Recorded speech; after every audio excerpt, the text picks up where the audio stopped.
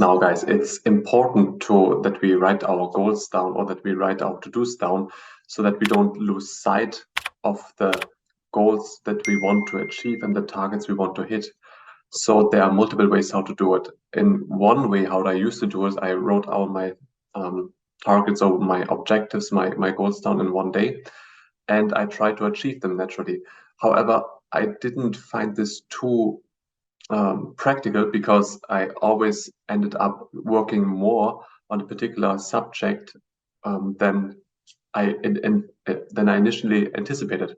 So that's why it left me slightly frustrated because I needed to put this task then to the next day, and then I kept doing it to the next day, to the next day, and it wasn't the best experience mentally. So that's why I changed it up in as much as I didn't write it down in my daily to-do list. However, I switched it up. I wrote it down all my goals in one list, in one big list, and then allotted the time according to which I want to work on this particular subject. So these days I rather work with time than with the objectives fulfilled. So I always have this little guy running here, and this helps me to keep a track on the time I spend on a particular subject rather than whether I have achieved this or not. So this is a different metric of success, because this metric of success, which basically just works with time, it includes all the mistakes I do along the way. It includes all the additional work which I didn't initially anticipate and then ended up needed to do in the end. In this way, I stay much more relaxed and through the day, and it keeps me much more committed to a specific time, regardless of whether I achieve the goal. And this builds up much more my consistency, and I can keep my daily routine. I can keep a healthy sleep rhythm. I can keep an exercise rhythm. I can keep to a eating schedule. So it doesn't exhaust me that much anymore, as there are clear time boundaries between work and life balance. This type of planning includes, again, mistakes and struggles as part of the journey. And for example, when I was living basically previously in Australia and I was painting and I did this painting job, 80% of painting was like tearing down the old wallpaper and then fixing the wall, making the wall very, very smooth, fixing any holes, any like uneven parts. Afterwards, like this can be very frustrating because you hardly see what you're doing. The last 20% is actually when you put on the new wallpaper and then you just paint everything white. This is super enjoyable. And this last 20% of the work, I was sort of like craving towards.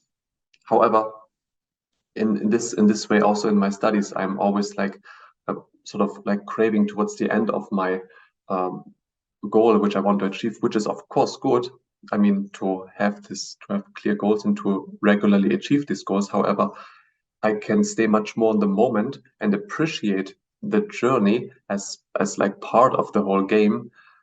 If I stick to a certain amount of time, then always having my metric for success, whether or not I've achieved the goal, because oftentimes I'm just like very close to not achieve the goal. And it's better to, in the long run, to take a break earlier and then come refreshed the next day in order to finish it off and then do some more studies, than to like achieve one's goal, completely exhaust oneself, and then on the next day, when again this very challenging situation, one has no hardly any energy left. So in this way, like as Earl Nightingale would say, like success is the progressive realization of a worthy ideal. So you're progressively moving towards it. If people are running late, it's primarily because of poor planning or lack of commitment or both. And this results in an unnecessary significant amount of stress the closer they come to the deadline. This I was working in the same manner. And the closer I came to the deadline, the crazier I became. Now, another thing is, which I can highly recommend, which I got from Grant Cardone and also other business leader, is an important mindset hack is to write my goals down morning and evening. Because with this manner, I'm really focusing on like what I want to achieve in the next time, in the next maybe days, in the next weeks, in the next month, in this year, and really working towards it. Because once these goals have been written down and once they are aligned with my innermost passions, and I can answer the questions, why am I wanting to achieve these goals?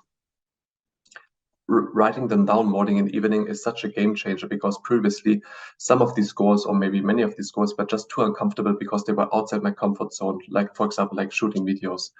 And then I was just pushing them off too long, and I was finding excuses. I was covering myself under the blanket of excuses and saying, okay, it's okay to push it off another day, and another week, and another week, another month.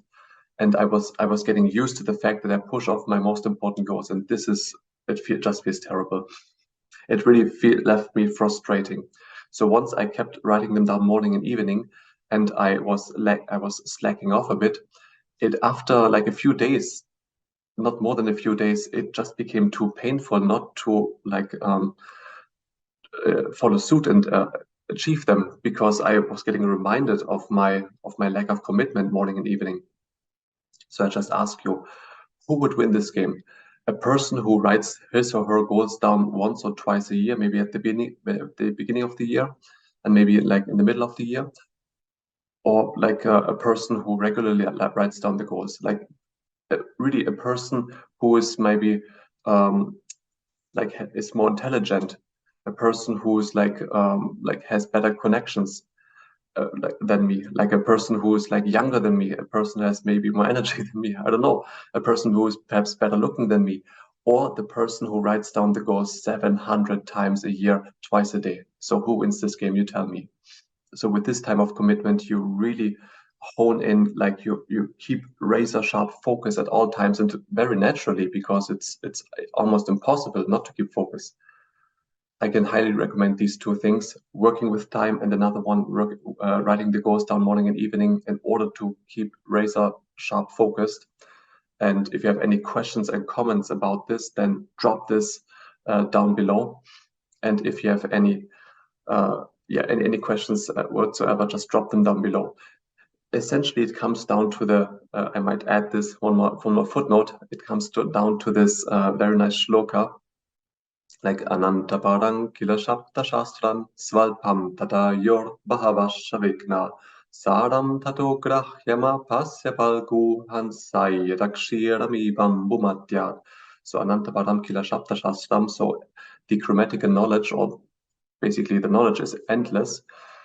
Anantapadam Kila Shapta Shastram Svalpam Tata Yor Bhavashavigna. But the life is short and full of obstacles, so we have lots of things to do, and which we can keep ourselves potentially busy with. Svalpam Tata Yor Bhavashavigna. So that's why we need to grasp really the essence and focus on the most important things and leave aside the trivial.